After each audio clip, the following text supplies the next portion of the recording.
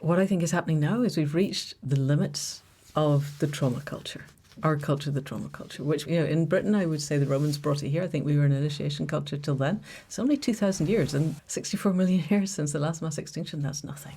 And I think we're all born expecting to be born into that place where we are cherished and we're an integral part of a community in which we are held by the human and the more than human world. And part of the innate wounding of our culture is that we discover that we are actually basically alone. We're not. But the narrative of the culture tells us we are, and we're not given the tools to discover that that's not true. But I think we all yearn for it not to be true. And so I think we are in a point, for a long time I've been saying, when we were at college at Schumacher, we were trying to work out how we get the soft landing from predatory capital death cult to a regenerative future.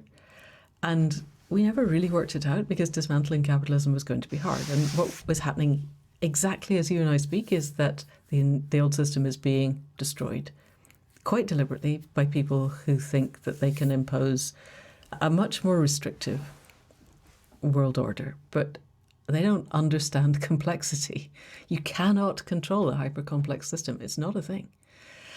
So I also lean quite heavily into Prigogine, who said that when any system reaches maximal complexity, it hits a bifurcation point. It either crashes into chaos and extinction or it emerges into a new system. And I would say we're at that bifurcation point about now. And chaos and extinction is a real possibility.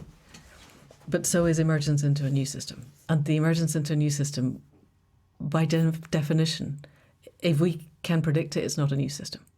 So it's unpredictable. But we can predict the baseline values of connection to all parts of ourselves, each other, and the web of life.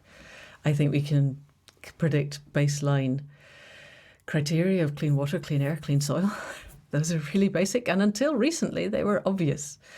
It's only since we really began to harness ancient sunlight in service of polluting everything that those were not a given.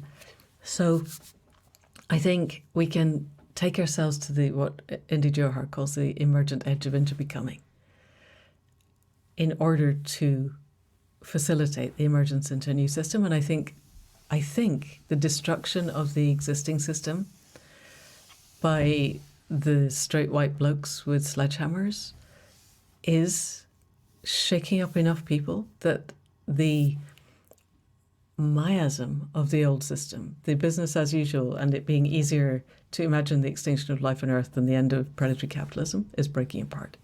I hope so.